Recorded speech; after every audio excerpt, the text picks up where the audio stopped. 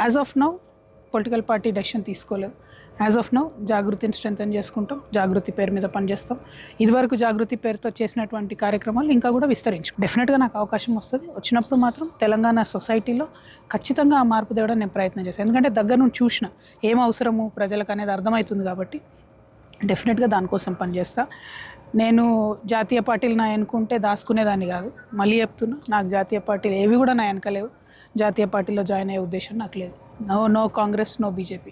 బీజేపీకి నాకైతే డిఎన్ఏ కూడా సరిపోదు, సో క్వశ్చనే లేదు. కాంగ్రెస్తోని అది మునిగిపోయే పడవ. వాళ్ళు అబద్ధాలాడి తెలంగాణ ఆంధ్రాలు కలిపిన వాళ్ళు వాళ్ళే, మధ్యలో 369 మంది పిల్లల్ని చంపిన వాళ్ళు వాళ్ళే, 1200 మంది బిడ్డల్ని మొన్నటి తెలంగాణ ఉద్యమంలో చంపిన వాళ్ళు వాళ్ళే.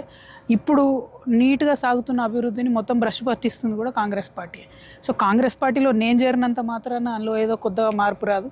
నాకు అవసరం లేదు ఆ పార్టీతోని.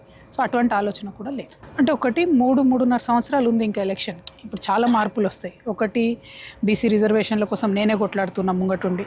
2, మహిళా రిజర్వేషన్ల కోసం నేను కొట్లాడినాం, అది సాధించుకున్నాం. ఇప్పుడు 33% మహిళా రిజర్వేషన్ వస్తుంది.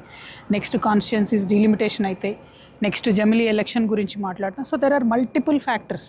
ఈ మల్టిపుల్ ఫ్యాక్టర్స్ మధ్యలో పాలిటిక్స్ ఎట్లా చేంజ్ అవుతుందో, ఎట్లా ఎమర్జ్ అవుతుందో వేచి చూడాలి. వేచి చూసి అది అల్టిమేట్గా తెలంగాణ ప్రజలకు బెనిఫిట్ అవుతుంది అనుకుంటే పార్టీ పెట్టుడు ఎంతసేపు 2 నిమిషాల పని. పోయి రిజిస్ట్రేషన్ చేస్తే పార్టీ పెట్టారు. పాయింట్ అది కాదు కదా, నేను పార్టీ పెట్టడం వల్ల ప్రజలకు ఏం లాభం అన్నది ఆలోచించాలి. సో ఈ మొత్తం సిచ్యువేషన్ అనలైజ్ చేసుకొని సమయం సందర్భం ఉంటే, అవసరం ఉంటే స్టెప్ తీసుకోవచ్చు.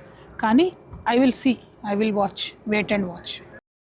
As of now political party decision తీసుకోలేదు. యాజ్ ఆఫ్ నౌ జాగృతిని స్ట్రెంథెన్ చేసుకుంటాం, జాగృతి పేరు మీద పనిచేస్తాం.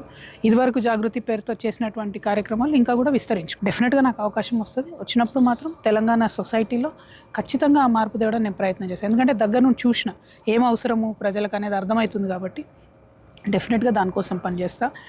నేను జాతీయ పార్టీలు నా ఎన్నుకుంటే దాచుకునేదాన్ని కాదు. మళ్ళీ చెప్తున్నా, నాకు జాతీయ పార్టీలు ఏవి కూడా నా వెనకలేవు. జాతీయ పార్టీలో జాయిన్ అయ్యే ఉద్దేశం నాకు లేదు. No Congress, no BJP. బీజేపీకి నాకైతే డిఎన్ఏ కూడా సరిపోదు, సో క్వశ్చనే లేదు. కాంగ్రెస్తోని అది మునిగిపోయే పడవ. వాళ్ళు అబద్ధాలాడి తెలంగాణ ఆంధ్రాలు కలిపిన వాళ్ళు వాళ్ళే, మధ్యలో 369 మంది పిల్లల్ని చంపిన వాళ్ళు వాళ్ళే, 1200 మంది బిడ్డల్ని మొన్నటి తెలంగాణ ఉద్యమంలో చంపిన వాళ్ళు వాళ్ళే. ఇప్పుడు నీట్గా సాగుతున్న అభివృద్ధిని మొత్తం బ్రష్ పట్టిస్తుంది కూడా కాంగ్రెస్ పార్టీ. సో కాంగ్రెస్ పార్టీలో నేను చేరినంత మాత్రాన అందులో ఏదో కొత్తగా మార్పు రాదు. నాకు అవసరం లేదు ఆ పార్టీతోని. సో అటువంటి ఆలోచన కూడా లేదు. అంటే ఒకటి 3-3.5 సంవత్సరాలు ఉంది ఇంకా ఎలక్షన్కి. ఇప్పుడు చాలా మార్పులు వస్తాయి. ఒకటి, బీసీ రిజర్వేషన్ల కోసం నేనే కొట్లాడుతున్నా ముంగటుండి.